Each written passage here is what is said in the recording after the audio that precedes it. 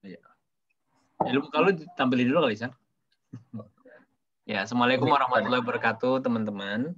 Waalaikumsalam warahmatullahi wabarakatuh. Selamat malam. Hari ini tanggal 3 April kita ini sebenarnya ngobrol-ngobrol biasa aja sih ya. Ngobrol-ngobrol tentang duit gitu. Yaser ini kan tajir berat gitu. Jadi kita mau belajar dari dia tentang bagaimana kita harusnya mengelola uang. Kira-kira kalau mau dapetin uang lebih banyak dalam waktu yang singkat itu seperti apa gitu kan. Kita belajar dari expertnya lah, bisa dibilang nih. Kalau mau ngeluarin duit itu gimana bagusnya gitu kan. Jangan disuruh nyimpen. Yaser ini mungkin sebagai informasi, sebagai teman dekat, gue tau lah asetnya dia itu bermiliar-miliar kan. Lu kan ini makin ngaco aja. Rumah 2, saham banyak ya. Nah, mungkin sebenarnya sih hari ini mau ngomongin about bagaimana nih kita di usia yang udah lumayan mau nginjek 40 nih. Nggak kerasa mungkin in the next 15 years kita bakal memasuki masa-masa persiapan pensiun. Nah, mungkin sebelum 15 tahun lagi, nah mungkin Bapak Yaser, Mama Yaser Nimrod ini bisa ngasih tahu lah tips and trick gimana bisa memiliki aset bermiliar-miliar kayak dia. Kan ada aset pasif, ada aset aktif ya, Sar ya? Ngawur aja lu. Ya, maksudnya enggak seriusan ini. Tapi mungkin sebelum mulai, mungkin boleh kali ya diceritain dulu, Share what are you doing currently, kemudian sebelum lo ada di KKBI, apa yang lo lakuin, kemudian jadi nggak usah langsung ke materi gitulah. Maksudnya kan mungkin kita juga mau tahu your background lah. Misterius gitu ya? Iya, nggak misterius kan, nggak cuma muka tampan doang di ini kan. Sebenarnya lu ngapain, apa yang lu lakukan selama kurang lebih 15 tahun setelah kita berpisah dari SMA gitu kan.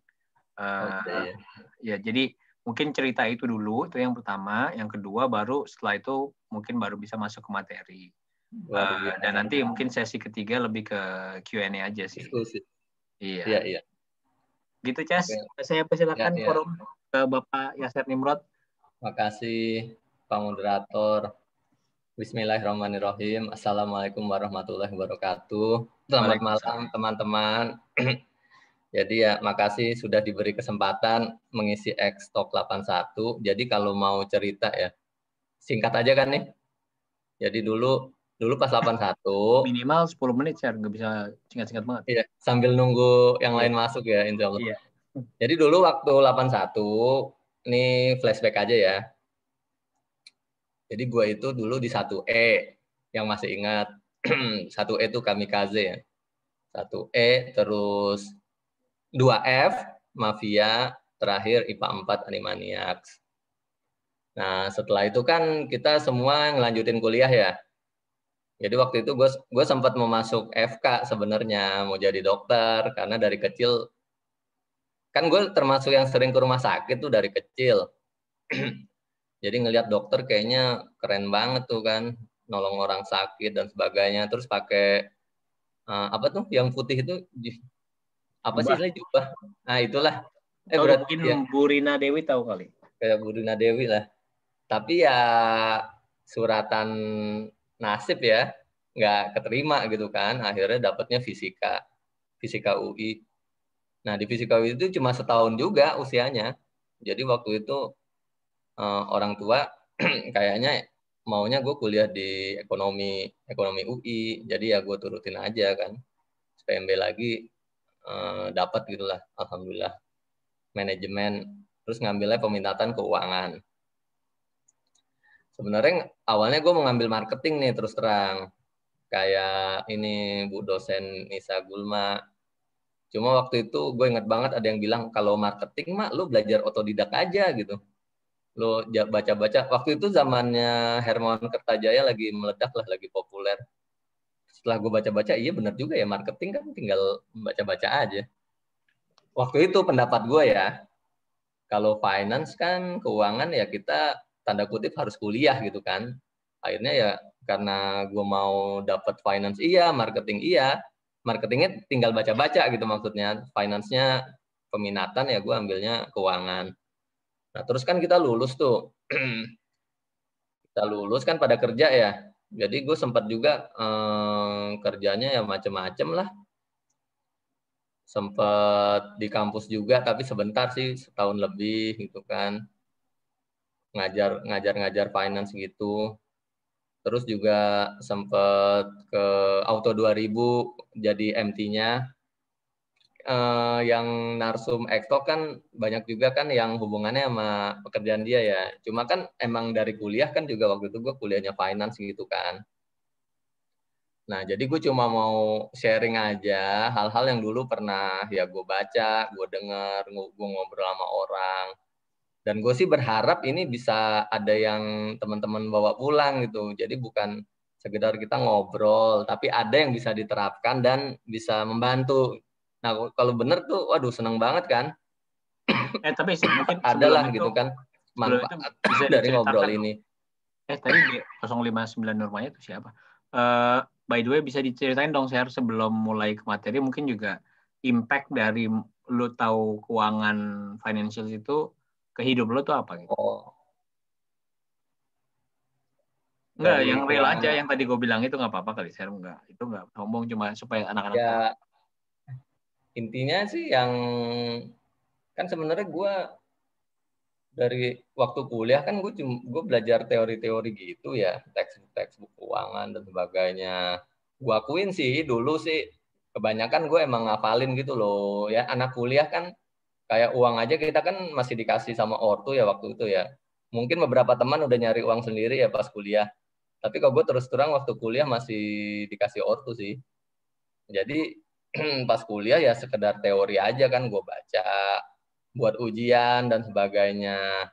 Nah, tapi ketika hidup beneran kita udah lulus, kita nyari uang, nah itu mulai terasa. Misalnya paling gampang aja lah. Paling gampang aja kalau kita terima gaji, itu uang sebaiknya diapain gitu kan. Kan kita udah ngelola sendiri. Apa kita habisin semua, gampangnya kan. Apa kita bagi-bagi buat alokasi pengeluaran. Apa kita juga udah mikir investasi kan. Kan kalau teman-teman selalu kan kalau mengenai GDP yang nanti ngitung pertumbuhan ekonomi kan ada tuh rumus yang terkenal banget yang consumption plus investment C plus I plus G plus NX gitulah. Jadi ada konsumsi ada investasi. Kalau G itu government ya, kalau dari pemerintah ada yang namanya pengeluaran pemerintah sama net export kan. Tapi mungkin bagi kita cukup belajar di konsumsi plus investasi ya. Jadi kalau kita konsumsi terus gitu kan ya enak sih hidup kita ya. Jadi dapat gaji kita konsumsi kan, kita beli makanan, kita rekreasi. Tapi kita masalahnya nih masa depan itu kan penuh misteri ya teman-teman. Kita nggak tahu nih besok yang akan terjadi. Makanya kita perlu juga invest lah gitu. Jadi ya gue ngerasa oh bener juga ya yang dulu dipelajarin gitu kan. Dan ya enak aja gitu kan. Jadi gampangnya gini lah. Kita bisa jadi menata hidup kita lebih baik lah gitu kalau kita tahu sedikit banyak tentang finance dan kita juga nggak membabi buta gitu. Karena godaan konsumsi itu banyak sih. Ya contohnya aja ada HP seri baru keluar, kita mau beli kan. Terus ada baju, makanan, apalagi sekarang ada Topet kan. Bisa belanja 24 jam. Ya gue akui juga ya, gue sering banget belanja di Topet gitu.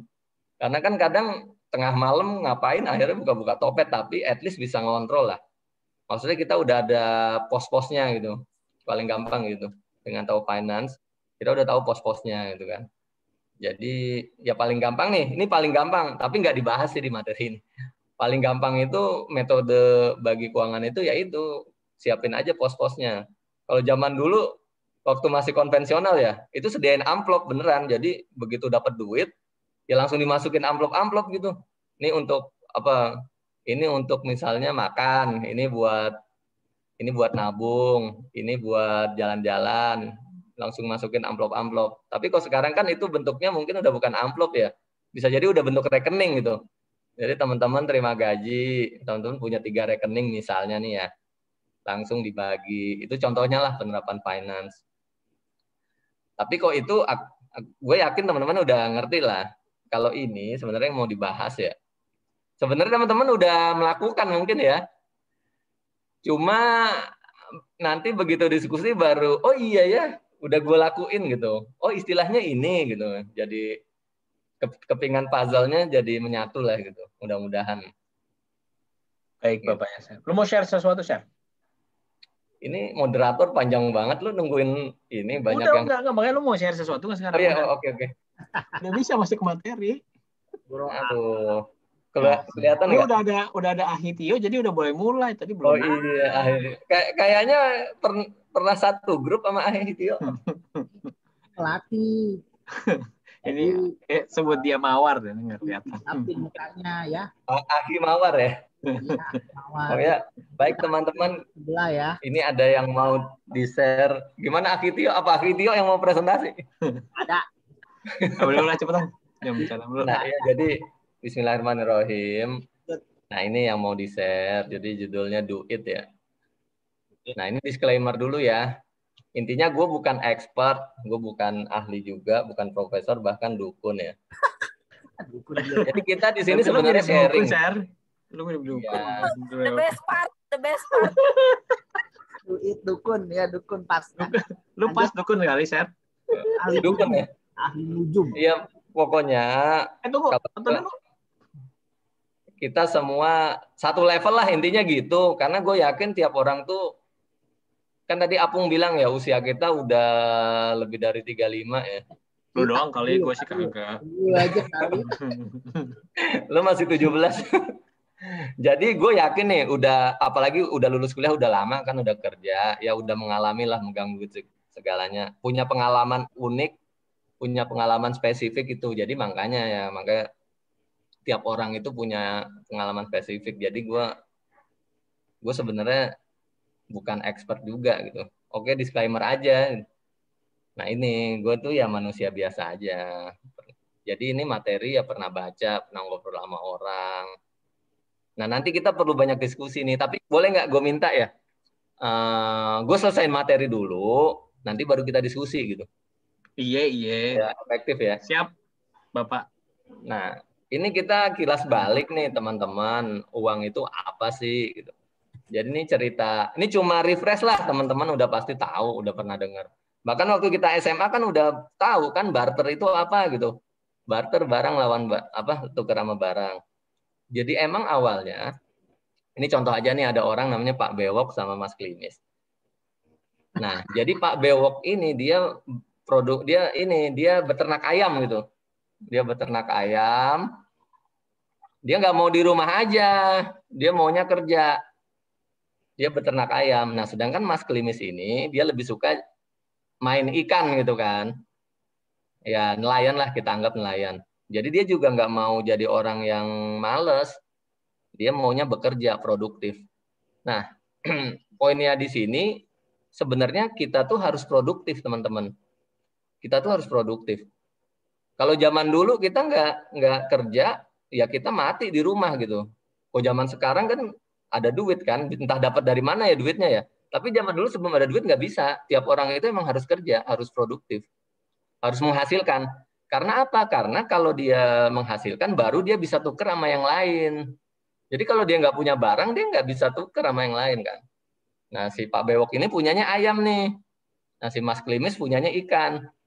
Si Pak Bewok ini kan bosen ya. Masa tiap hari gue makan ayam sih gitu. Lama-lama dia jadi mirip ayam. Sayang ayam belum muncul ya. Gue sengaja gue ngambil gambar ayam biar si ayam tersindir, cuma orangnya nggak datang. Dia udah tahu mau lo sindir saja, jadi nggak datang. Ya, jadi akhirnya mereka inilah sepakat lah si Mas Klimis ini bosen juga lah makan ikan gitu kan. Gue juga mau dapet gizi dari ayam. Akhirnya mereka udah kita tukeran aja yuk. Gue si Pak Bewok lagi mau makan ikan, Mas Klimisnya lagi mau makan ayam. Nah terus kan mereka nentuin nih berapa sih yang pantas ayam itu ditukar ikan tuh perbandingannya berapa gitu. Akhirnya sepakat ya 1 ayam tukar 3 ikan. Ya itu barter zaman dulu. Zaman dulu sebelum ada uang ya. Jadi orang tuh harus produktif, menghasilkan sesuatu barang atau jasa, baru dia bisa tukar ke ke orang lain. Kenapa harus ditukar ya? Karena ya orang itu kan kebutuhannya macam-macam. Nggak mungkin lah dia memenuhi kebutuhan sendiri. Mau nggak mau dia kan harus tukar. Nah, tapi kan akhirnya nemuin kendala juga nih. Udah beberapa hari makan ikan kan si Pak Bewoknya bosen.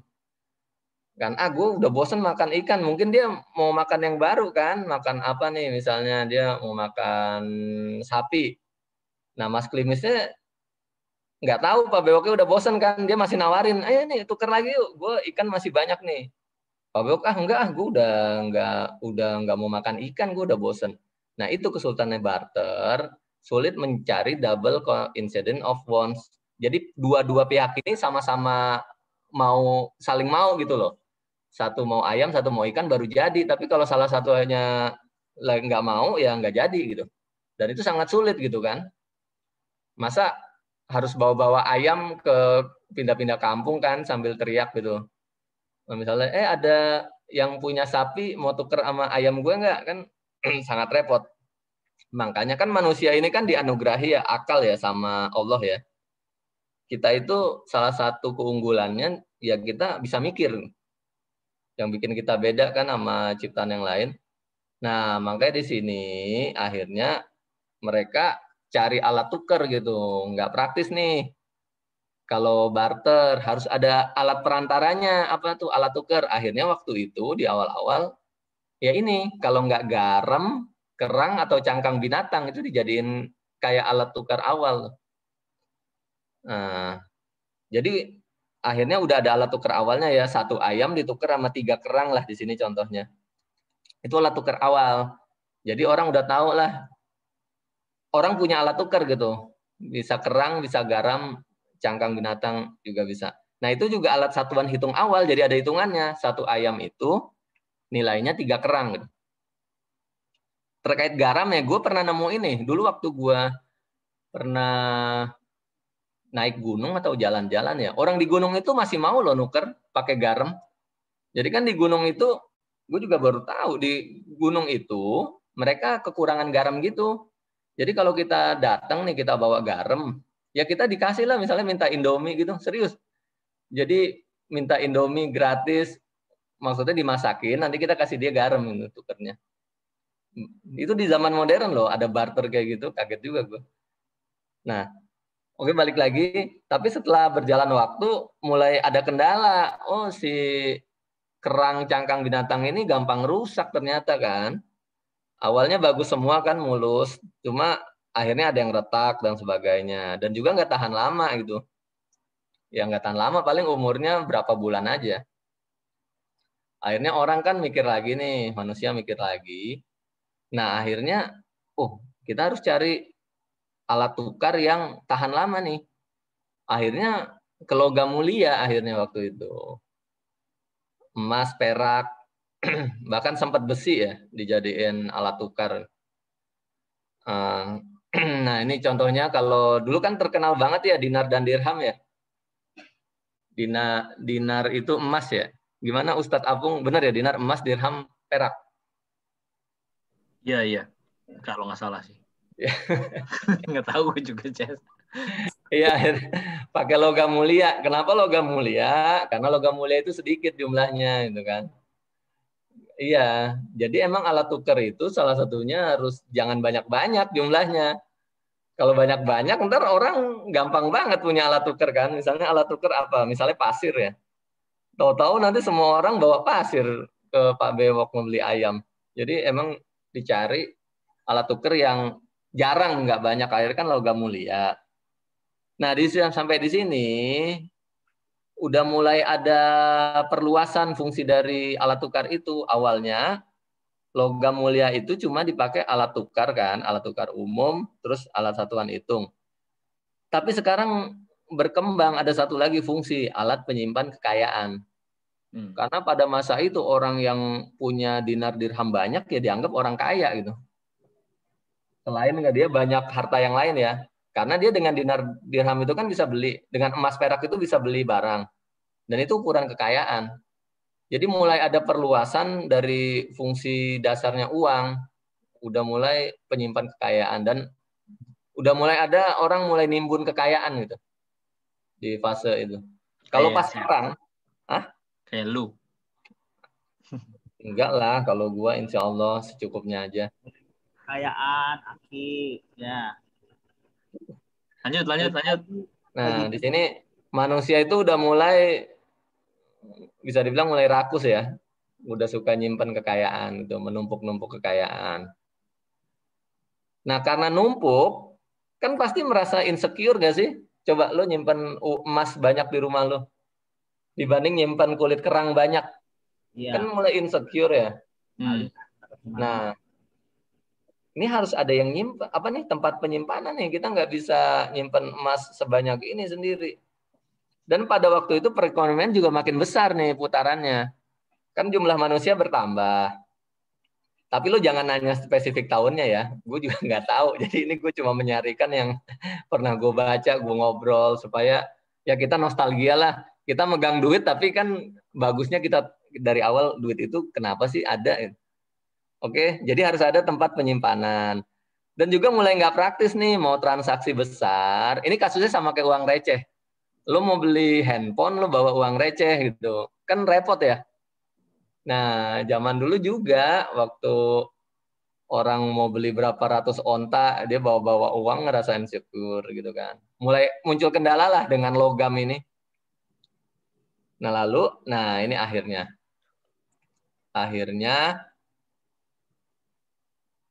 nih, kalau dulu nih, ini dulu nih ya.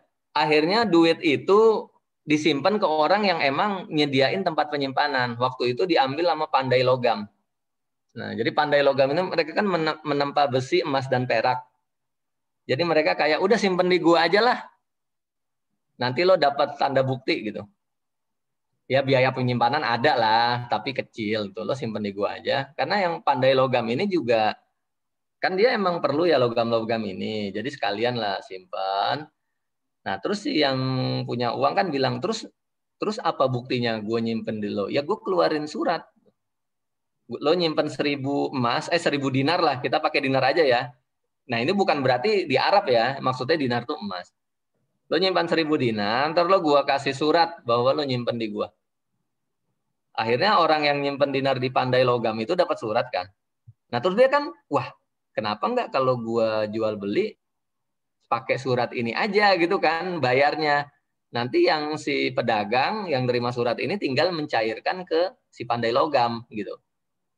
Dia tinggal ke pandai logam cairin suratnya itu. Kan sah. Nah, akhirnya itu keluar namanya uang kertas, token money gitu. Awalnya bukti penyimpanan aja itu. Gitu. Dan orang merasa lebih nyaman pakai kertas itu karena kan pertama bawanya kan enak kan, ringan gitu loh. Awalnya harus bawa duit logam emas gitu, sekarang tinggal bawa tanda bukti itu aja itu. Nah, terus fokus uang tuh mulai bergeser. Coba kalau kita ingat deh, pas awalnya sih Pak Bewak Pak Klimis itu kan fokusnya produksi ya kan ya, pas barter lah. Orang itu harus punya barang dan jasa baru bisa ditukar. Tapi begitu ada uang, ini fokus tuh mulai benar-benar bergeser. Selain orang itu udah mulai bisa penyimpan kekayaan, udah bisa buat spekulasi juga gitu kan. Dan fokusnya udah mulai bergeser. Coba deh, fokus anak-anak sekarang bukan produksi. Gimana dapat duit yang banyak tuh. Jadi dari fokus orang harus produktif, sekarang udah bergeser orang harus nyari duit. Bukan produktif lagi, fokusnya udah ke duitnya itu. Padahal sebenarnya duit itu nggak ada apa-apa, itu hanya alat tukar. Yang fokusnya itu, produksinya itu yang benar ya ini ya, ekonomi. Nah teman-teman, pandai logam itu sekarang kira-kira mirip role-nya bank sentral. Jadi bank sentral itu kan ngeluarin duit ya, ini kan duit dikeluarin bank sentral. Nah duit ini harusnya ada jaminannya emas. Jadi sebenarnya ya yang benar ya, kalau role-nya jalan dan masih benar, ada backup-nya emas, teman-teman kalau megang duit 100.000, teman-teman tuh bisa nyairin duit itu sebagai tanda bukti. Gue mau nyairin dong emas gue seharga 100.000, itu harusnya bisa. Cuma sekarang bank sentral tuh nggak ada yang mau kayak gitu. Nanti orang pada nukerin ini token apa istilahnya kan fiat money ya, fiat money-nya ntar orang pada nukerin pakai emas. Dan juga sekarang Backupnya tuh nggak selalu emas, jadi bisa emas kombinasi sama ini mata uang asing juga gitu kan. Jadi ya kira-kira gitu deh. Apa itu uang singkatnya. Jadi gue cuma mau bilang di sini poin pentingnya. Sekarang fokus orang tuh benar-benar udah bergeser dari awalnya orang itu produktif, produksi kan fokusnya. Orang itu harus produktif untuk hidup. Sekarang enggak, orang itu fokusnya nyari duit. Dan juga duit itu udah bergeser lah fungsinya dari awalnya cuma alat tukar umum atau satuan hitung. Yang nggak ada artinya, karena cuma perantara pertukaran barang. Sekarang fokusnya jadi di uangnya itu. Jadi alat penyimpan kekayaan, alat spekulasi juga, dan sebagainya. Oke. Nah, ini dia kita baru masuk. Itu tadi cuma ini aja sih, cuma intermezzo. Biasa minum dulu kata Bapak Ahi. Bismillahirrahmanirrahim. Jadi duit itu emang legit ya teman-teman ya. Duit itu legit banget. Enak manis lah. Ya? Punya Duit duit. itu manis ya? Hah? Lapis legit. Pokoknya enak lah. Intinya kalau kita megang duit, ya kita merasa tenang lah gitu. Karena kita bisa beli apa aja gitu kan. Dibanding kita megang ayam atau ikan tadi gitu. Nah ini kita coba bayangkan ya, duit legit itu roti lah. Ya kita bayangkan ini roti. Tapi jangan girang dulu. Karena duit roti yang kita pegang, roti kan sekarang duit itu udah kita analogikan roti lah pada bahasan ini. Itu ada orang yang makan diam-diam gitu. Kita punya roti nih. Ini kita punya roti nih ya. Kita udah merasa aman nih. Wah, hidup gue aman nih. Kalau gue lapar, gue tinggal makan kan roti ini. Tapi ternyata ada mimpi buruk nih. Dia ada terus nih ngikutin kita. Kita tidur, dia ada gitu. Kita lagi main golf, dia juga mengintai gitu. Timeless nightmare ini. Nah, ini contoh ilustrasinya ya. Ini kita punya roti nih. Ke kanan kan perjalanan waktu lah. Nah, roti kita itu ada yang monster yang ngikutin gitu, yang dimakan sedikit, dimakan setengahnya. Kita awalnya nggak sadar nih, padahal roti kita udah tinggal setengah. Nah, akhirnya roti kita tinggal dikit kan. Ini ilustrasi. Oh iya, yang monster itu namanya inflasi. Tadi kan udah dibahas di awal ya. Monster itu namanya inflasi. Jadi gampangnya ya, kalau pas kita SMA kita punya uang 1 juta ya, bisa jadi kita ngerasa paling kaya, paling tajir 81 gitu kan. Bawa duit 1 juta gitu ke sekolah. Kalau sekarang mah anak yang sekolah di 81 bawa 1 juta, ya nggak paling tajir juga. Mungkin ada temennya yang bawa lebih banyak. Ini ilustrasi aja. Ini ada 2 orang nih, anak orang kaya ya. Nah, ini kan ada 2 lah. Ya kita anak orang kaya bro, ini masih umur 7 tahun. Ya, iya dong, kita tinggal nikmatin hidup gitu kan. Kita dapat warisan. Nah, pas mereka umur 25 tahun, yang temennya mulai sadar, bro, invest yuk di aset gitu. Maksudnya jangan pegang duit aja. Jangan jadi tabungan aja, bahaya dimakan inflasi. Nah, temennya belum sadar. Tabungan gue masih banyak, tenang aja.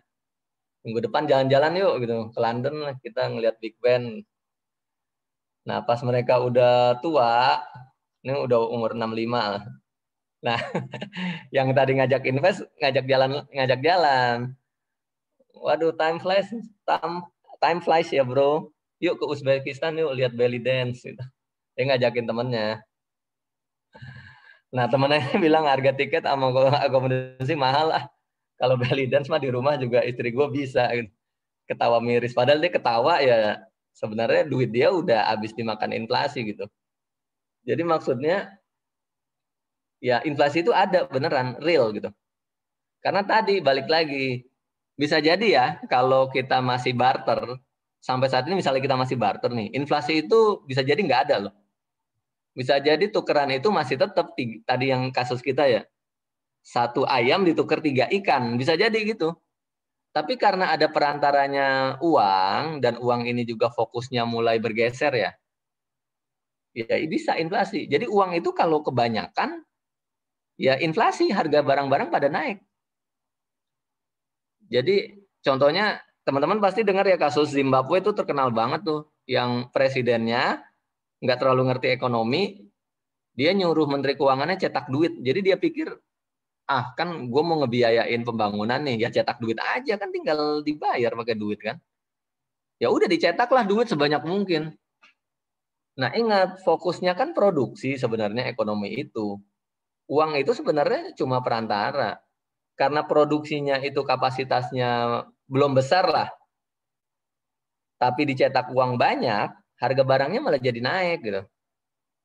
Jadi bermiliar-miliar lah waktu itu di Zimbabwe, harga telur dan sebagainya.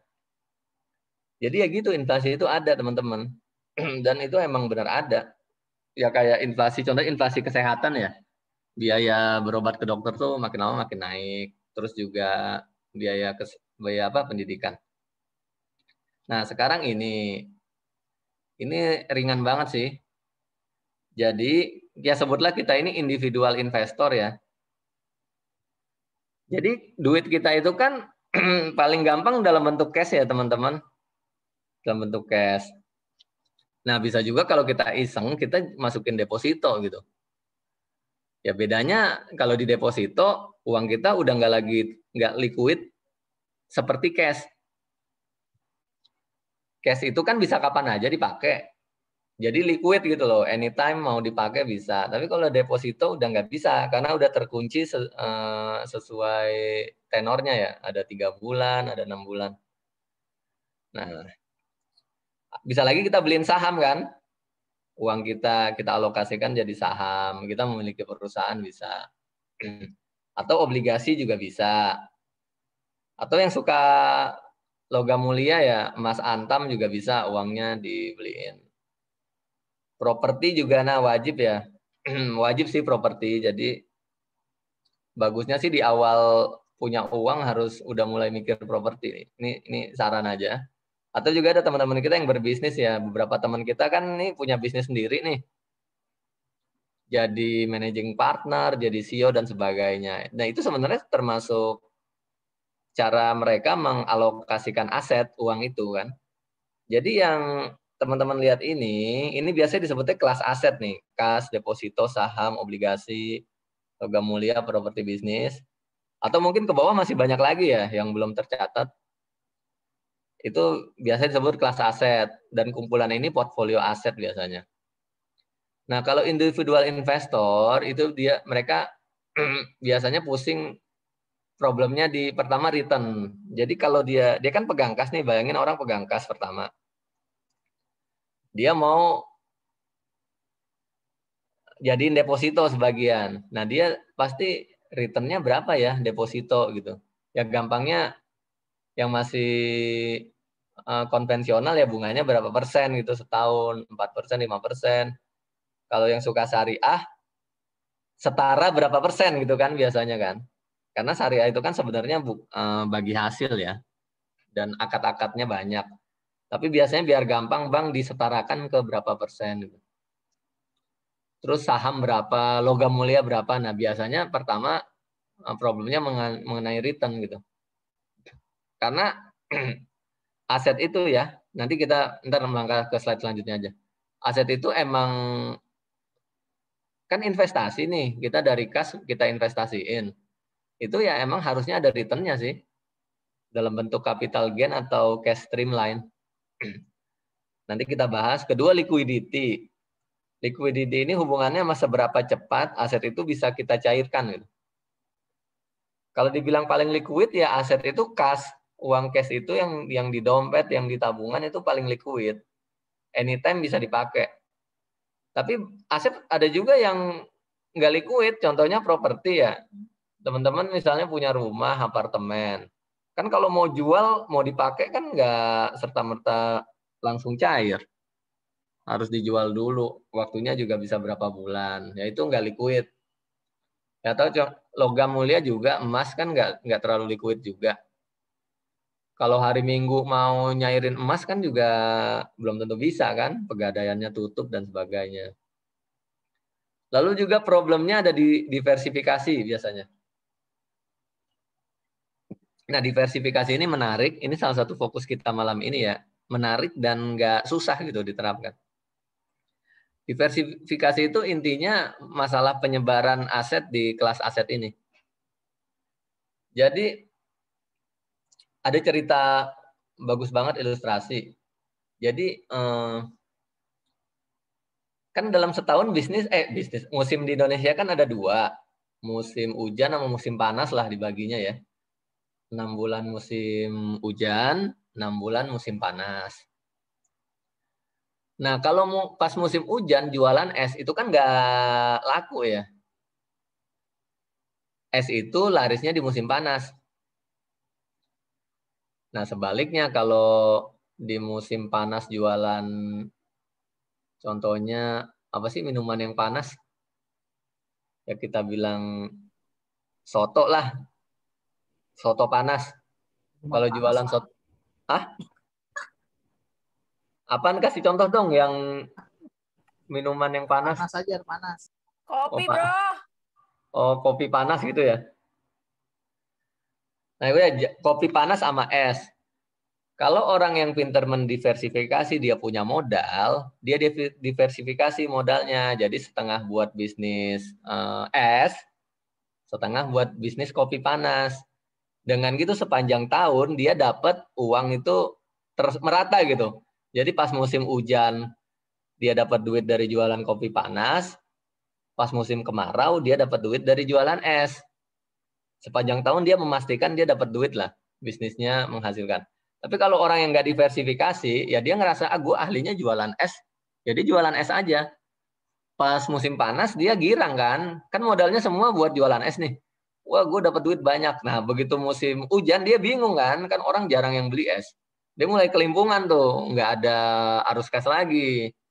Nah, sama juga orang yang, gue kan ahlinya kopi nih. Gue fokus ke kopi dulu misalnya. Ya dia cuma mungkin dapat aliran uangnya pas musim dingin pas musim hujan aja ya. Pas musim panas orang pada beli es gitu. Jadi diversifikasi itu ya gimana cara kita nyebarin aset kita itu gitu. Karena kalau kita simpen di satu kantong aja itu risikonya terkumpul di situ. Jadi baiknya kita sebar. Tapi juga jangan terlalu luas, nanti kita bahas ya. Karena nanti kita jadi bingung. Kita terlalu semangat nih. Semua yang ada di depan nih, ada deposito, saham, obligasi, kita beli semua, uang kita taruh di situ, disebar lah. Akhirnya kita bingung sendiri, karena terlalu banyak, kita juga nggak bisa maintain. Jadi too much juga nggak bagus, too many juga nggak bagus. Terus ada hubungannya time horizon juga. Nah, time horizon ini penting. Jadi ini masalah kalau kita nanti mengalokasikan aset, tenor atau jatuh temponya aset ini berapa lama gitu. Ya gampangnya deposito tadi ya. Kan ada yang 3 bulan, 6 bulan, 1 tahun. Nah itu time horizon. Ada juga yang kalau obligasi kan ada yang jangka panjang ya. Yang pemerintah sampai 30 tahun. Itu juga masalah time horizon. Itu penting juga. Nah ini kita bahas. Yang tadi kan permasalahannya individual investor itu ada return, liquidity, diversifikasi sama time horizon ya. Nah ini masalah return nih. Kalau return, secara umum ya, yang bagus itu aset yang pertumbuhannya jangka panjang. Jadi dalam jangka panjang dia tumbuh terus nih. Dia membesar. Kalau ibarat roti, dia membesar terus gitu. Jadi ukurannya bisa dilihat rotinya dari kecil, seiring berjalanan waktu, rotinya tuh makin besar, makin gembung gitu. Ibarat kalau perusahaannya tumbuh terus gitu, growth. Long term growth-nya. Nah, terus dia ngasih cash stream lainnya itu terus-terusan, steady. Nah, itu yang bagus. Kalau teman-teman punya aset kayak gitu ya, itu incer aja, serius deh. Ada aset yang terus membesar dan dia ngasih uang cash terus gitu loh, cash in. Nih contohnya cash in-nya nih dia ngasih potongan roti terus nih. Jadi rotinya tuh makin gede dan roti ini ngasih kita potongan roti terus. Nah, ini aset bagus ini. Ini aset bagus. Contohnya teman-teman ngelihat ada perusahaan nih, dia berkembang terus ya, dan dia bagian dividen terus nih, contoh perusahaan ya. Dia itu terus tumbuh dan dia kasih dividen terus ke pemegang sahamnya, itu bagus itu. Itu aset yang return-nya bagus. Karena kita kalau punya aset, return kita kan pertama dari growth, jadi aset itu tumbuh. Kalau roti tadi membesar. Kedua dari cash stream lainnya. Jadi kalau teman-teman punya aset ya, dia secara ukuran membesar terus tumbuh. Tapi dia nggak ngasih cash stream lain. Ya itu ada minusnya ya, cash stream. Dia nggak ngasih. Jadi kita akhirnya cuma, teman-teman pernah dengar nggak? Gini, gue beli ini nih, beli properti. Dulu waktu gue beli harganya misalnya 500 juta rumah. Sekarang tebak udah berapa? Udah 5 miliar men gitu. Jadi pas gue beli 10 tahun lalu 500 juta. Sekarang udah 5 miliar. Gila kan? Tapi sebenarnya ya itu dia dapat yang namanya capital gain. Jadi asetnya itu growth, tumbuh. Tapi capital gain itu bisa dibilang potensial gain. Karena nggak bisa kita pakai juga gitu kan. Ya orang tadi mungkin bangga ya, beli dari 500 juta udah dapat capital gain jadi 5 miliar ya, 10 kali lipat. Cuma kan dia nggak bisa menikmati juga. Ya ini misalnya rumahnya itu sama dia nggak disewain lah. Dibiarin aja gitu kan, atau ya dipakai sendiri. Meskipun dia bilang happy kan udah 10 kali lipat meningkat, tapi dia nggak bisa gunain uang dari aset itu. Nah yang bagus itu makanya aset itu ngasih cash streamline gitu.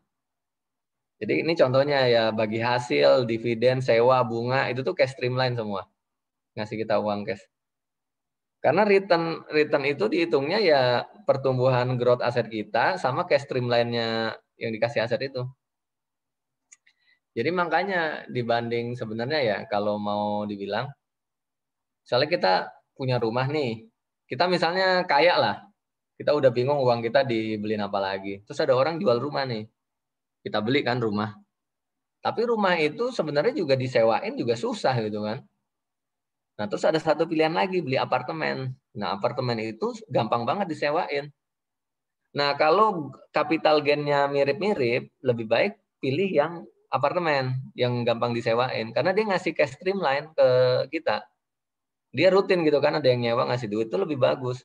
Kita bisa lebih menikmati aset kita dibanding kita beli rumah, ya secara harga naik terus, tapi dia nggak ngasih cash in. Oke, ini masalah return ya. Jadi pilihlah yang jangka panjang tumbuh terus, sama dia ngasih cash streamline-nya steady ya. Nah lalu, di balik return itu ada yang namanya risk. Ini yang nggak suka. Ini tuh kayak dua sisi mata uang ini.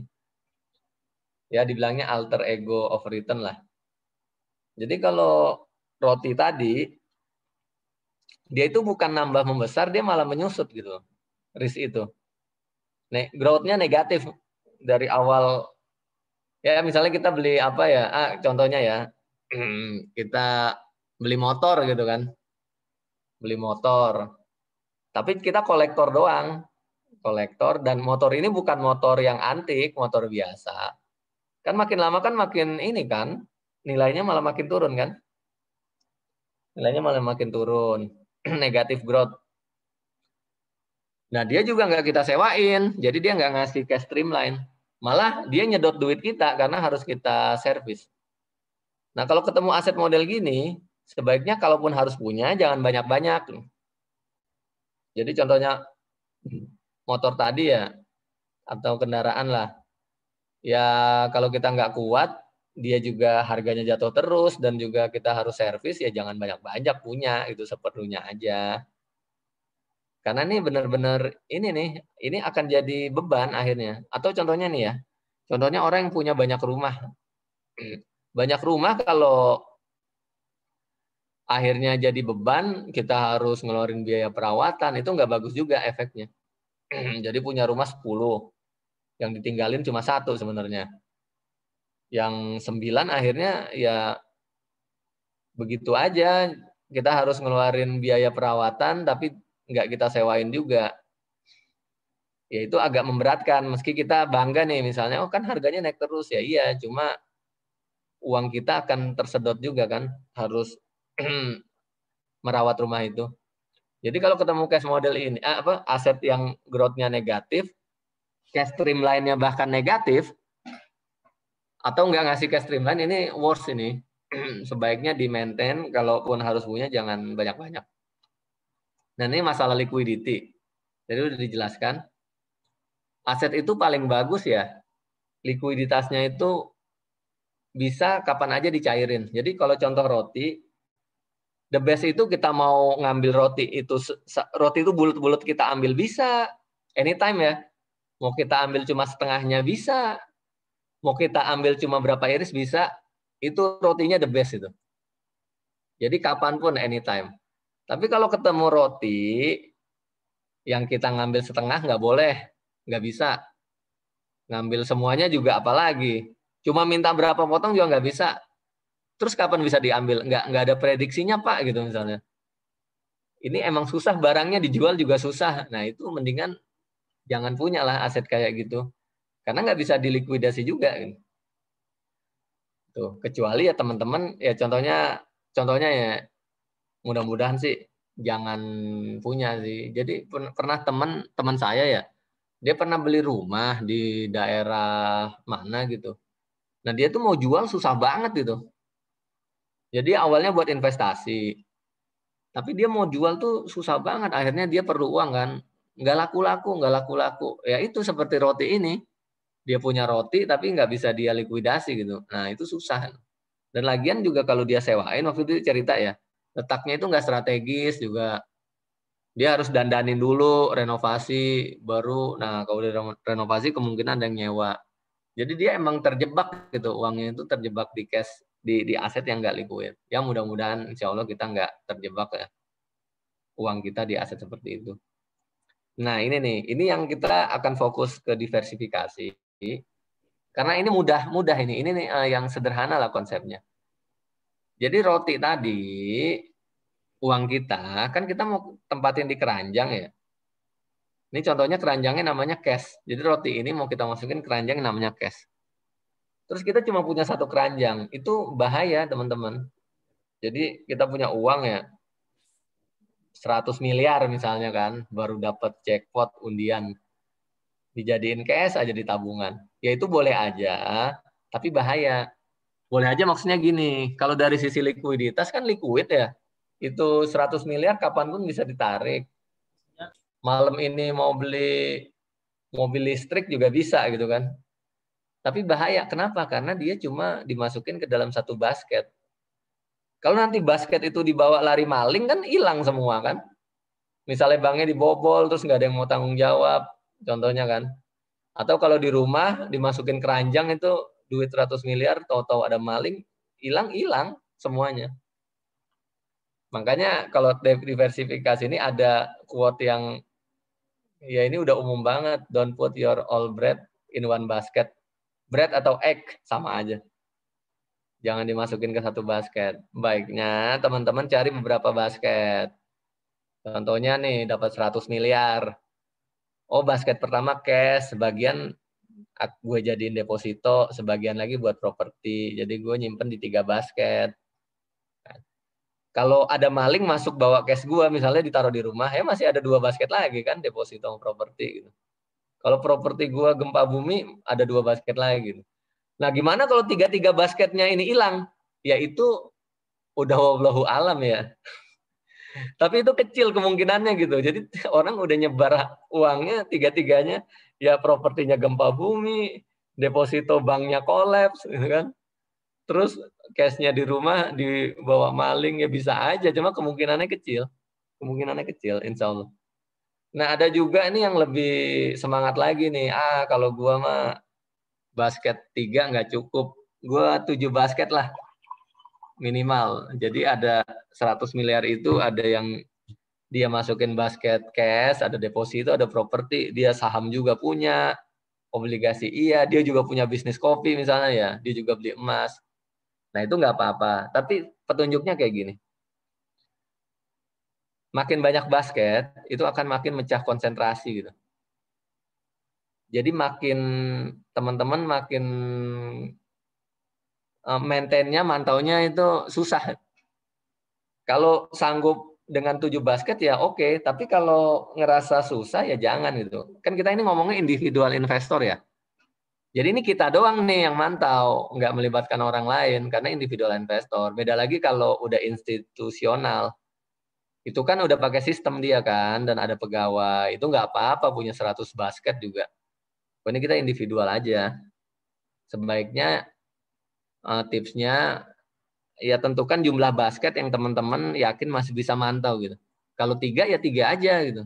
Kalau bisa 4 ya 4. Tapi jangan 1 deh saran saya ya. Beneran jangan 1. Itu riskan banget. Contohnya gini lah, bukan cash. Teman-teman punya uang banyak nih 100 miliar misalnya ya. Dapat warisan. Amin.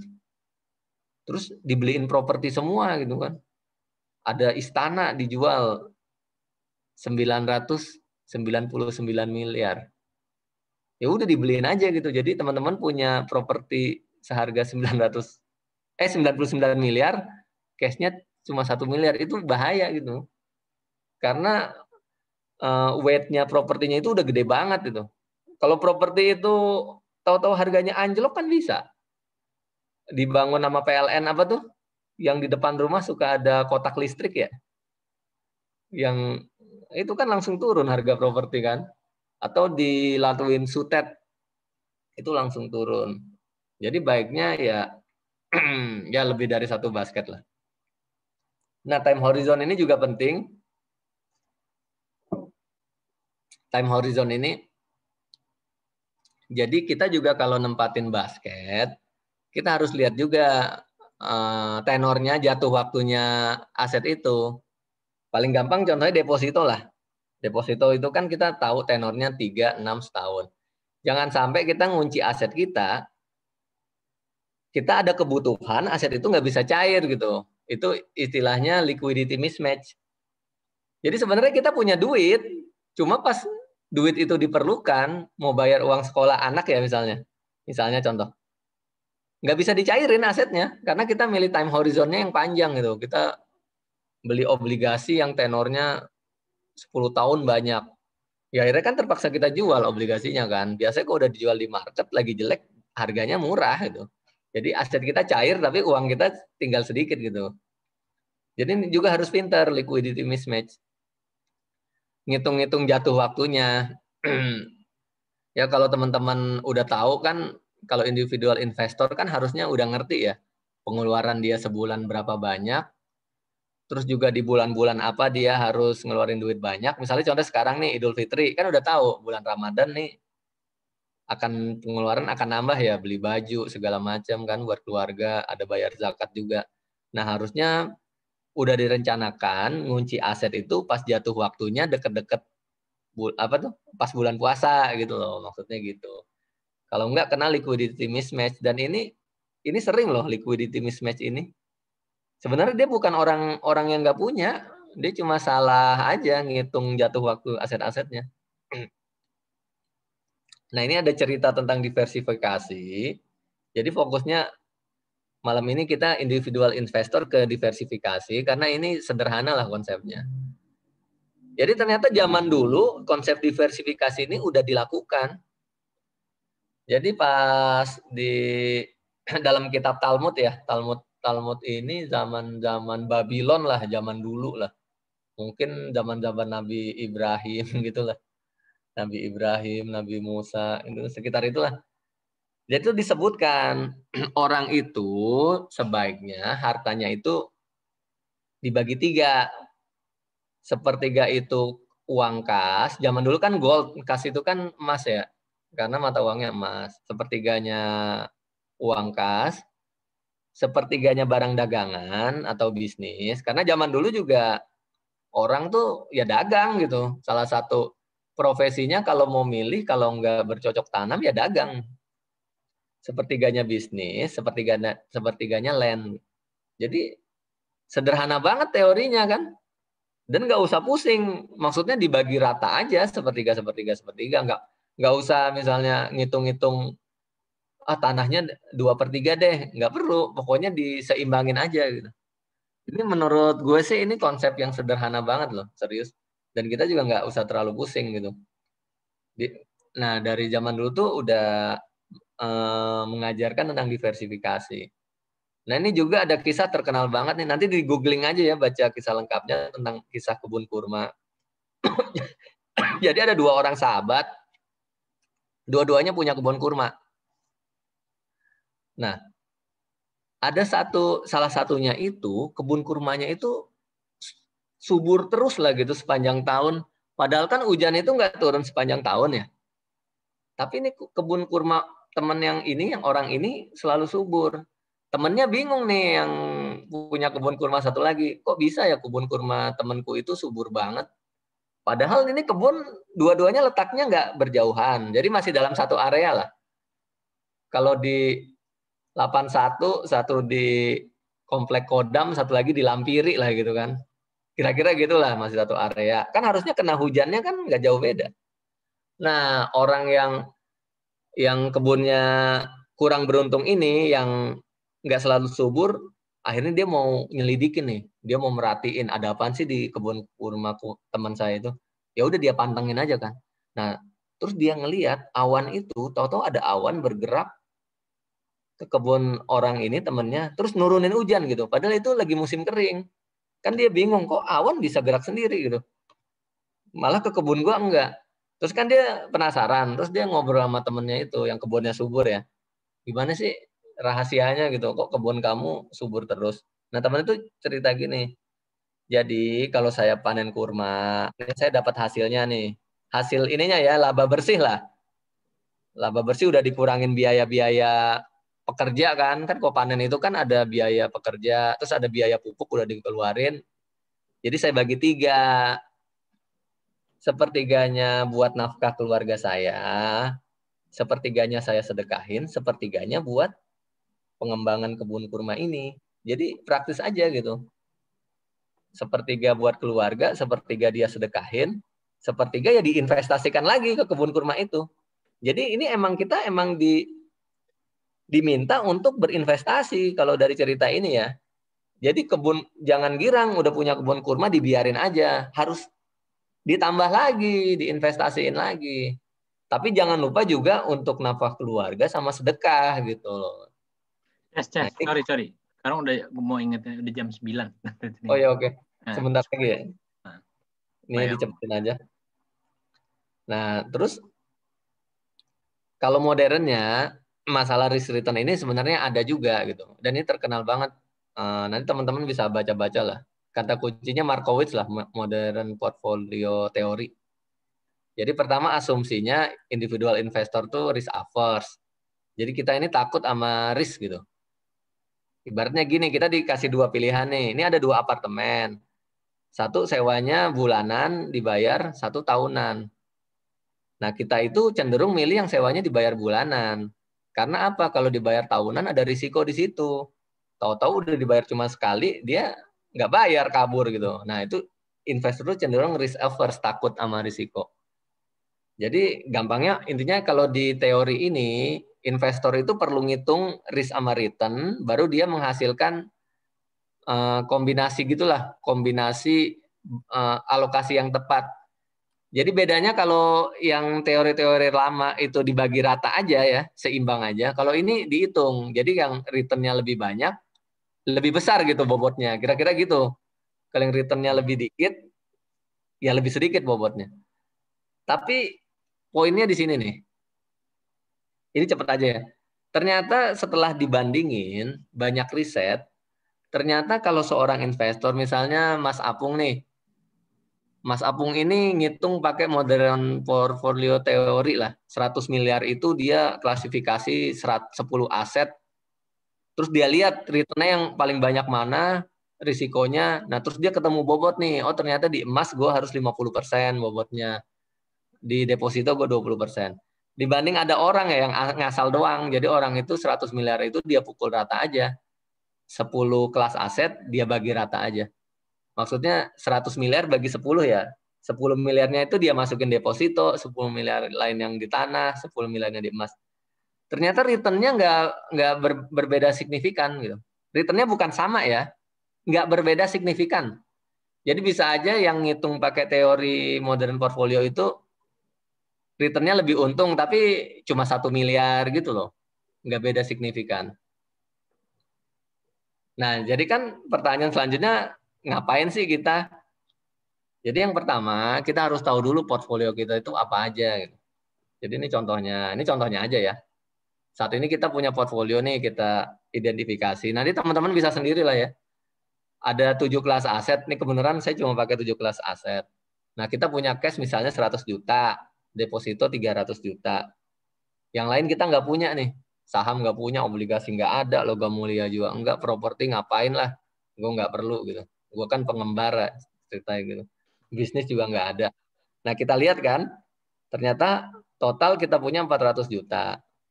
Ini cuma ini aja ya, uang cash plus aset produktif. Jadi kalau untuk gampangnya, ringkasnya, kalau motor bebek, terus juga rumah ditinggalin sendiri, nggak usah dimasukin. Ini yang produktif aja.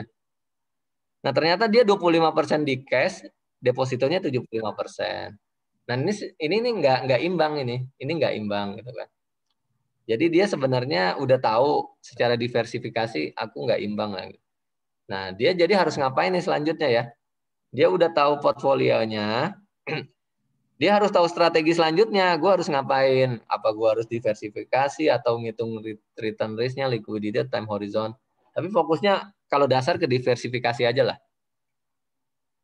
Nah, dia harus riset dulu. Riset maksudnya ya dia mau diversifikasi, tapi nggak ngasal juga loh gitu, nggak membabi buta, nggak dia langsung beli properti dan sebagainya. Nggak, dia tetap harus riset. Harus baca gitu kan. Properti apa nih yang lagi murah misalnya, lagi turun, lokasinya di mana. Karena kayak properti kan itu kan kuncinya lokasi ya. Lokasinya 3 kali lah. Dia harus riset lah intinya. Kita tuh tanpa nggak sadar juga udah sering riset loh. Contohnya kita mau beli HP, kita tuh udah lihat-lihat spesifikasi, nanya-nanya teman, itu bagian dari riset. Nah, terus ini yang banyak orang nggak sabar. Ini timing, masalah timing ya. Momen. Timing itu harus sabar nunggunya. Jadi nggak bisa kita maksa gitu. Malam ini habis stock, besoknya gue mau beli properti misalnya ya. Nggak bisa juga gitu. Atau gue mau beli apa gitu. Jangan, kita riset, timing, sabar aja. Jadi kita kalau udah ngincar sesuatu, sabar aja. Nanti momennya pasti datang. Serius. Jadi ada ibaratnya perkataan kereta itu selalu datang. Gitu. Jadi kalau teman-teman udah riset, gue mau beli properti aja lah. Ya tungguin aja timingnya. Ternyata rumah tetangga gue di depan katanya mau dijual nih. Gitu. Ya tungguin aja gitu kan. Kalau dia nggak jadi jual, biasanya ada juga properti yang lain yang mau dijual. Nah, terus ini yang paling susah sebenarnya, eksekusinya, rebalancing-nya. Jadi ini macam-macam, ada sell to buy maksudnya jual aset yang satu, ini masih dalam satu kelas aset biasanya. Misalnya kita punya apartemen nih, sewanya setahun kita dapat 100 juta ya. Tahu-tahu ada properti di tempat lain, misalnya ya dekat universitas atau rumah sakit, sewanya sebulan bisa 120 juta. Dan ternyata harganya nggak beda jauh. Ya orang yang pinter dia langsung sell to buy. Jadi jual yang apartemen sekarang, beli apartemen yang itu, yang lebih menguntungkan itu, ngasih sewanya. Ada juga sell to cash. Jadi dia sengaja karena udah terlalu banyak di properti ya misalnya asetnya, ya dia jual untuk biar seimbang sama cash-nya ada juga. Atau sell to another asset ada juga, dia switching aset lah. Jadi misalnya sebagian bisnisnya dia likuidasi, dia beli aset lain ada juga. Ada yang arbitrase, kalau ini tingkat tinggi sih arbitrase ya. Arbitrase itu gampangnya kita ngelihat ya kayak tadi lah yang masalah apartemen, ada perbedaan harga. Jadi kita intinya jual yang mahal, beli yang murah. Gitu. Jual yang mahal, beli yang murah. Jadi gampangnya. Plus 910, Ces. Oke, jadi atau juga aset utilization, kalau ada aset yang anggur diutilisasi. Nah, ini jadi orang tadi dari cuma punya cash sama deposito ya, total 400 juta, proporsi cashnya 25, depositonya 75, dia udah rebalancing nih. Udah jadi, nah ini bisa dilihat sendiri, ini lebih berimbang lah. Jadi dia cashnya 12,5%, depositonya 25%, obligasi sama propertinya 31,3%. Oke teman-teman. Jadi ini terakhir. Ya udah terakhir materinya. Oke. Ini ada request nih dari Ibu email. Mau foto dulu sama-sama, takut pada kabur dulu. Oke. Tunggu, tapi sebelumnya mungkin kalau ada pertanyaan kita tampung. Cuma ini supaya menjaga nih mumpung ada beberapa orang mau foto dulu kali ya sebelum ini, atau mau nanya dulu teman-teman. Foto boleh. Foto yuk. Ke foto tuh. Ya, foto melati nih. Dagang Mbak. Tapi ini dong, share, di unshare. Dagang borak. Semerak. Di unshare dong, Ces. Oh iya, sabar. Ya, share bagus nih materinya, Sir. Lu pasti financial analysis, Sir, ya? Minta ya materinya, bro. Aduh, ini gimana sih? Yes, lu bisa nggak? Poser ya? Udah Belum. Udah belum sih? Belum, Ces. Masih ada lu. Nah, oke. Ya dah. Udah. Bu Ingrid mana mukanya? Ini cara fotonya gimana sih? Oh, nanti. Di snipping aja. Oh, snipping. Ya. Ini Yang mau kena ya, maaf ya. Ardi, apa kabar? Halo. Kayak kenal semuanya. Ya kenal. Nisa, mana Nisa sama Rina? Ini kayaknya mereka udah Bentar, gue pakai ini dulu. On three on me. Ini yang foto email kan berarti? Yes. Oke. Rina belum kelihatan loh. Rina sama Nisa Ji. Rina sama Nisa. Nisa Ji. Aduh, cepetan, malu nih. Pakai mau kena nih.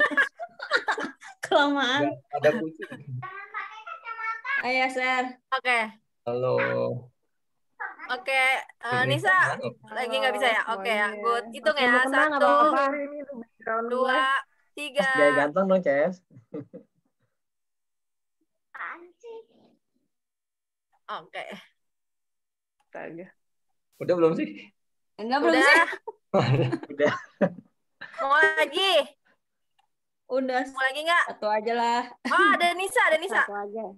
Ikanya keluar. Ikanya mana? Ikanya nggak keluar. Gue ganti background dulu. Oh, udah semua tadi, udah.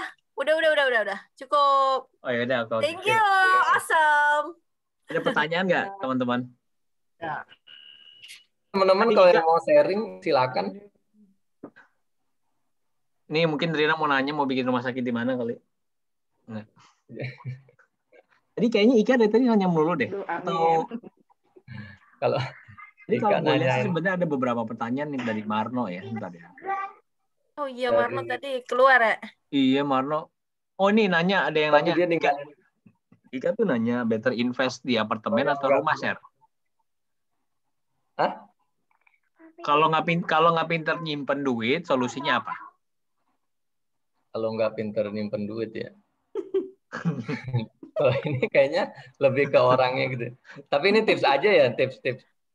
Karena gini deh, orang itu kan mengalami pasang surut ya. Ya gampangnya gini lah, kita kalau ibadah kan kadang rajin gitu kan ya. Kadang kok malas banget gitu kan. Ya sama aja masalah ngelola keuangan gitu. Kadang kita tuh ada fase-fase kita boros banget. Teman-teman pernah ngalamin nggak? Boros banget. Doang gitu. kali gue enggak. Jadi apa aja dibeli gitu. Kalau gue ada kadang ya. Dan sampai gue sadar, aduh udah terlalu boros. Jadi kalau saran gue, ini saran aja. Kalau kita punya pendapatan, begitu dapat nih ya, udah kita keluarin hak orang lain, itu langsung dipotong. Maksudnya paling gampang sih kalau dulu, kalau konvensional ya itu gue punya amplop dulu ya waktu zaman kuliah gitu. Kan masih dikasih sama orang tua, begitu dapat langsung gue pisahin gitu. Jadi ada yang buat makan gitu, kuliah dan sebagainya. Ada yang buat nabung juga. Kalau sekarang tadi gue udah cerita ya, mungkin bikin rekening lah. Jadi Bunda Ika ya. Bunda Ika emang ini ngelola uang dari suami. Bunda Ika banyak duit loh, jangan salah. Jadi kalau Bunda Ika udah dapat uang nih misalnya ya, entah dari suami atau asetnya ada yang menghasilkan, bikin rekening beberapa aja. Nah, tapi ada satu rekening yang emang uangnya mau buat investasi gitu. Dan usahakan rekening yang buat investasi itu sulit diakses. Jadi nggak usah bikin ATM atau bikin ATM tapi diumpetin, jangan dipegang. Nah, pokoknya susah lah. Udah masukin aja gitu. Nah, itu dipotongnya di awal, jangan di akhir. Kalau di akhir udah keburu habis. Dan itu lama-lama jadi kebiasaan kok. Karena ya balik lagi, kita itu hobinya belanja sih ya, konsumsi. Karena kan konsumsi itu langsung dinikmati. Dulu manusia juga awalnya kan paling senang konsumsi kan. Apa yang didapat hari itu langsung dihabisin kan.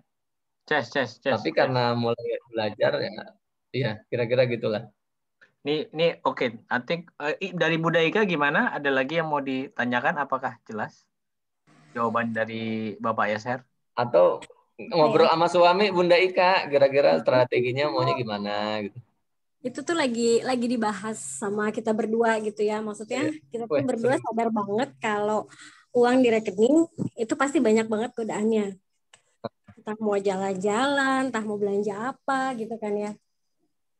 Terus akhirnya kalau saat ini sih yang sempat kita lakukan itu adalah kita nyicil sesuatu gitu. Beli aset produktif ya? Yang sekarang sih apartemen ya. Tuh, terus kayaknya tuh emang harus dipaksa untuk nabung dengan cara nyicil sesuatu gitu. Karena kalau misalnya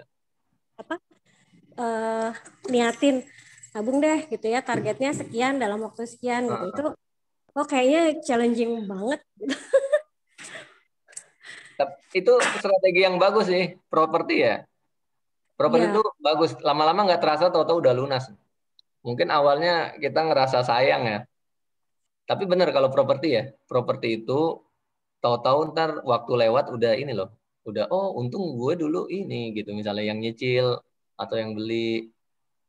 Tapi pas mau memutuskannya biasanya berat, soalnya properti itu kan uangnya gede juga ya. Cuma kalau dilihat nih, kita lihat sebaran aset kita misalnya di properti sebenarnya masih underweight, proporsinya masih kecil, atau sebenarnya masih ditingkatin, itu hajar aja gitu. Itu saran gue sih.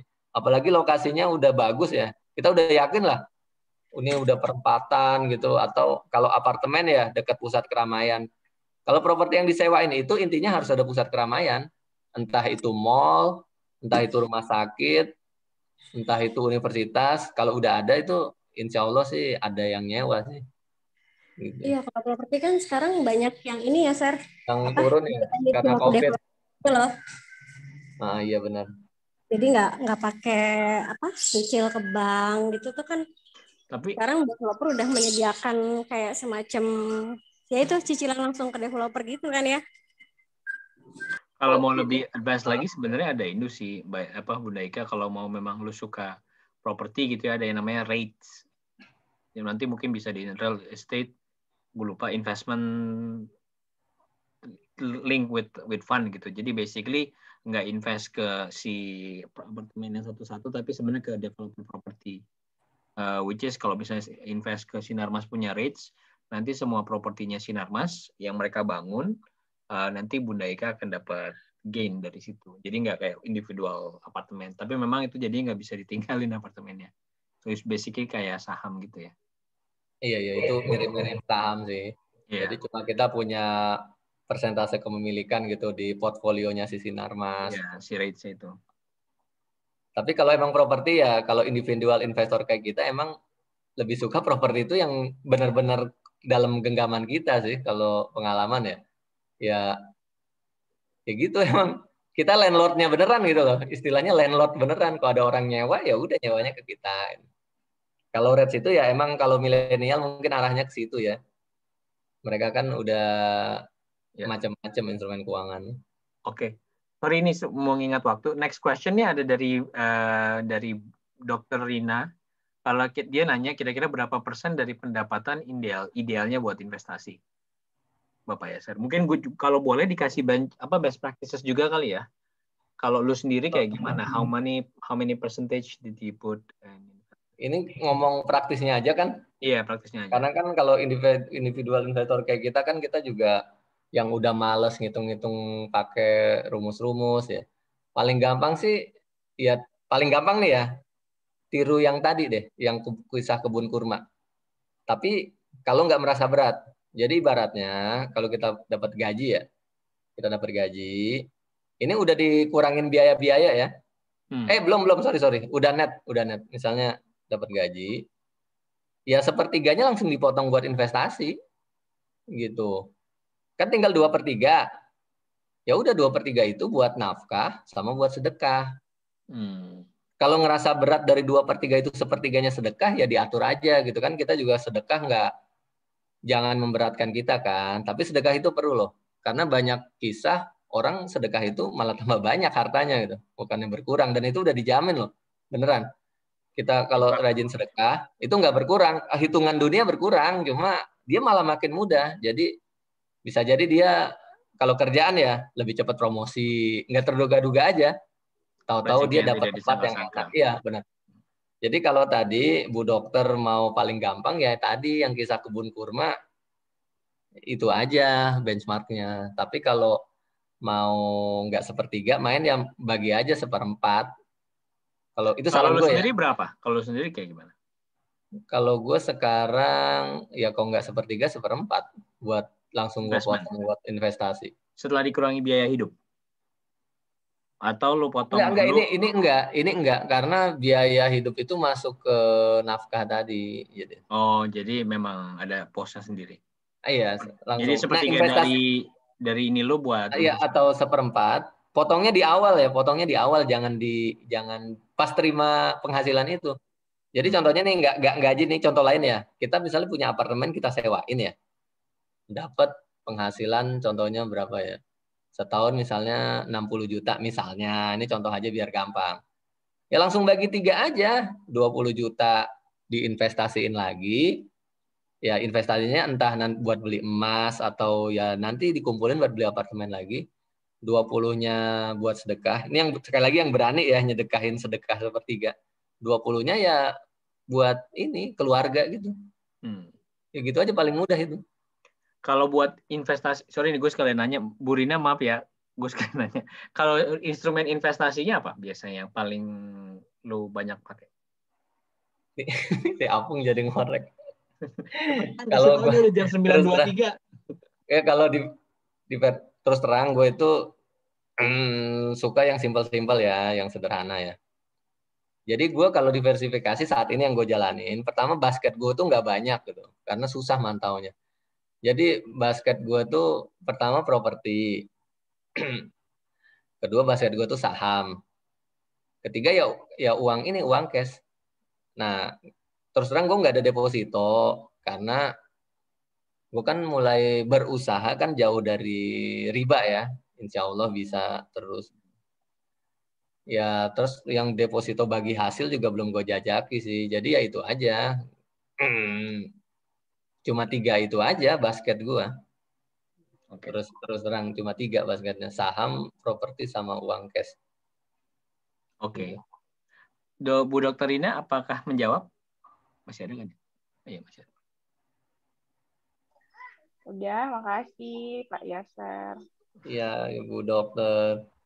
Lagi megang pasien kayaknya. Nih Ibu Dibio lagi. Mr. Dibio, kalau gue sih pas susah nyimpen duit, kawin aja biar dia. Kalau bini lu nggak bisa nyimpen duit gimana, Om Dibio? Kasih ke bini yang lain yang bisa nyimpen duit. Tuh Ces, dengerin tuh Ces. Iya benar, itu penting tau.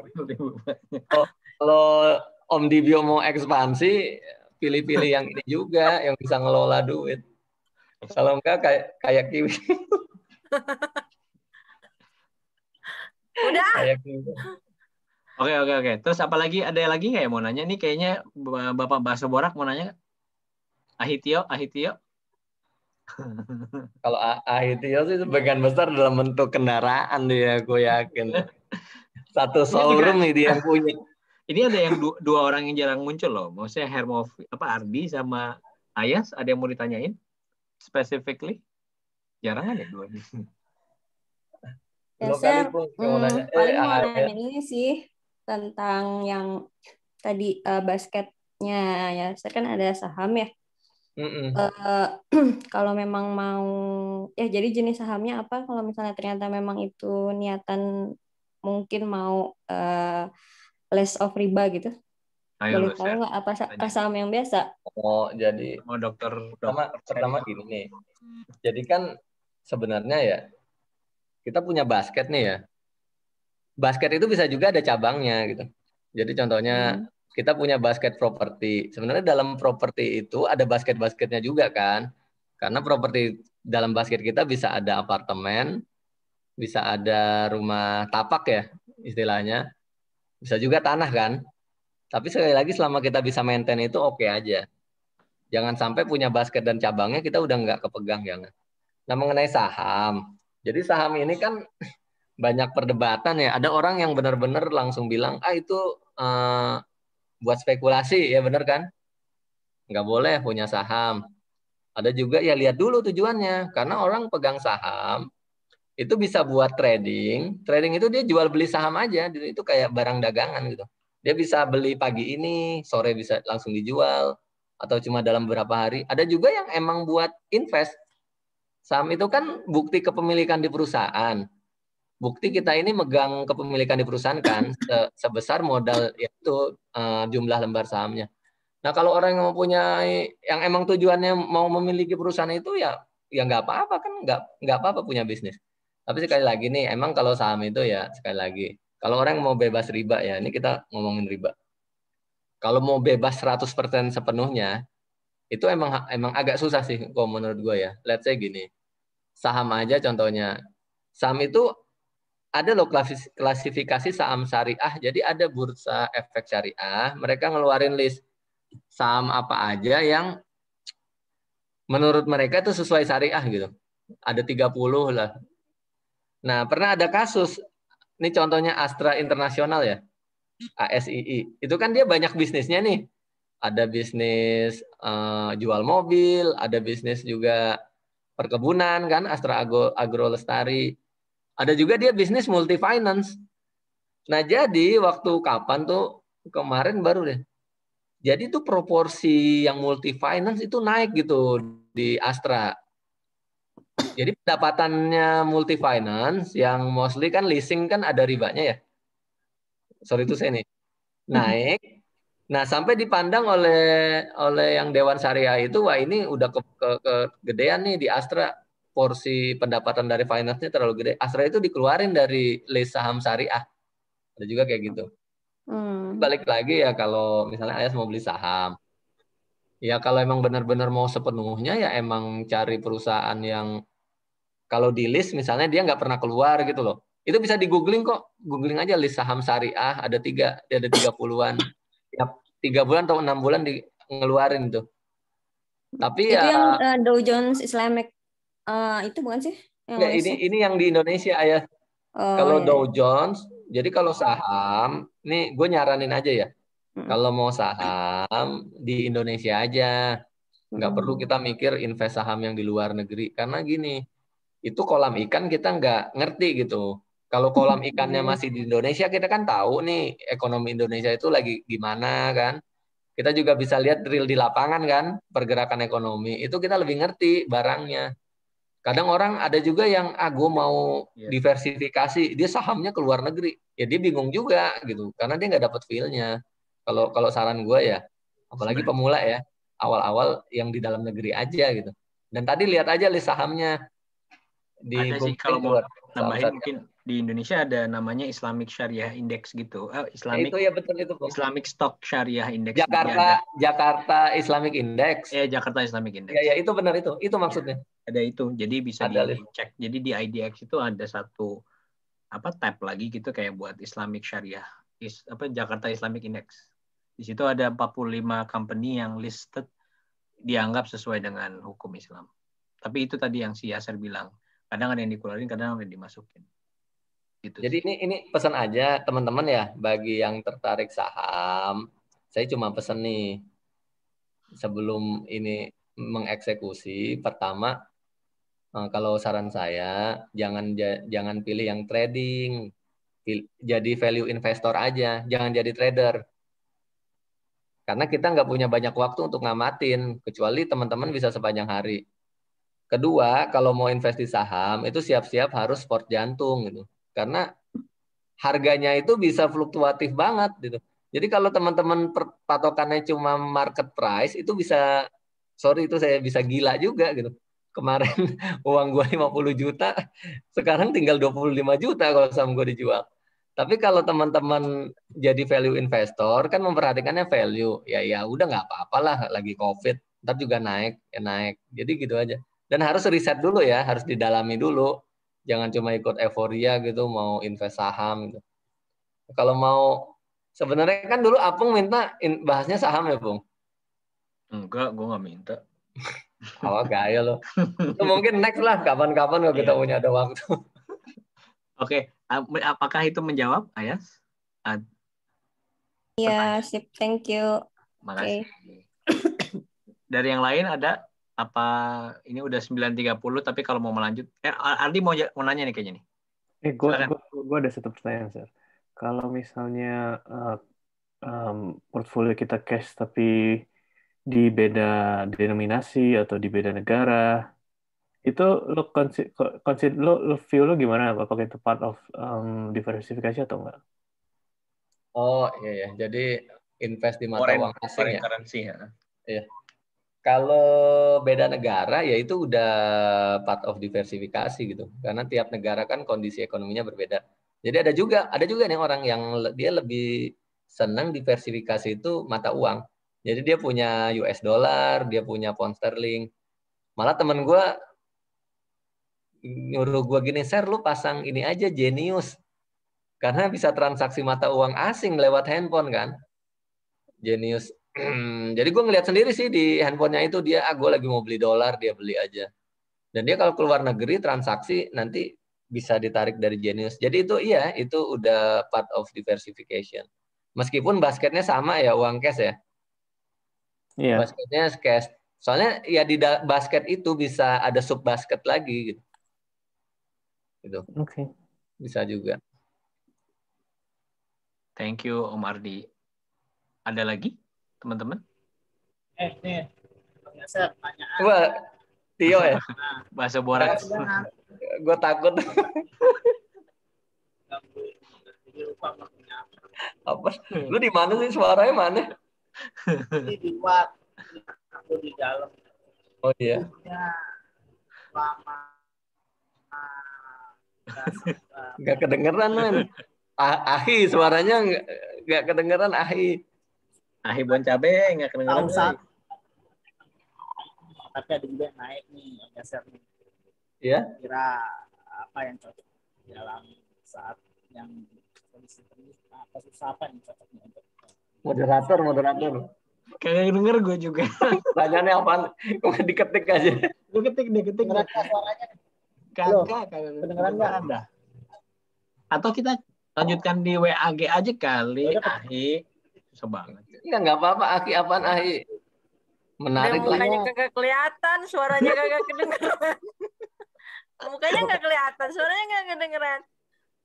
Sebut saja Mawar. Ya. Ya dia ngambek loh. Chat aja Tio, Om. Ketik aja. Iya, benar. Kok malah dia yang bilang ketik aja ya? Bukannya kita bilang ketik aja. Enggak, dia lagi ngetik. Pertanyaan lo ketik dulu, bro. Tadi kagak kedengeran. Ini dia lagi ngetik kayaknya nih.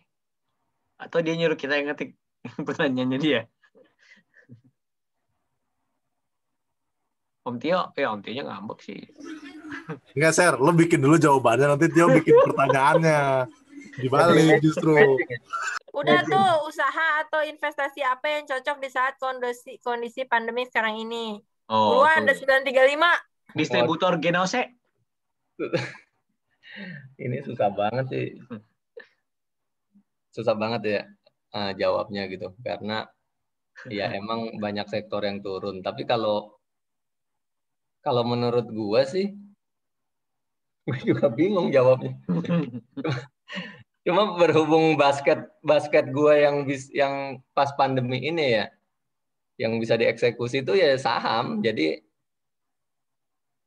enaknya punya basket saham nih teman-teman. Mungkin teman-teman tertarik ya.